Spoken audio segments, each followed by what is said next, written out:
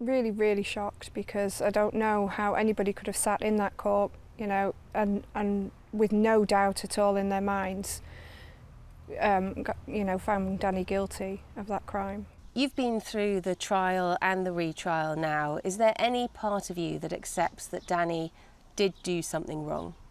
No, because to be honest, Claire, the more we learn, the more we realise that Danny is not guilty at all. First of all, he thought he brought home a trophy weapon. He can't actually remember the event of it. And then when we've actually found out more and more about his brain injury and about the confabulation and the fact that he thought he'd gone back to Iraq when he hadn't gone back to Iraq, the more we find out, the more it's so blatantly clear he has not brought that weapon into the country and it's not his.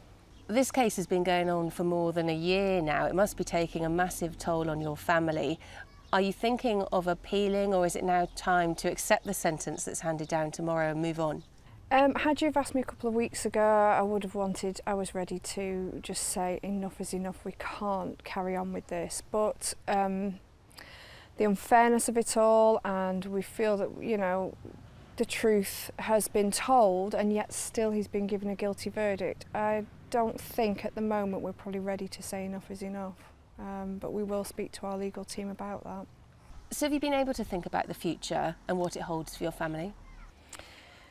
We try and we plan for the future, but every time we plan, and you think, okay, well, this will be the end of it, it's not the end, and we have to carry on further. So, at the moment, the future seems to be dealing with courts and legal teams and putting everything else on hold.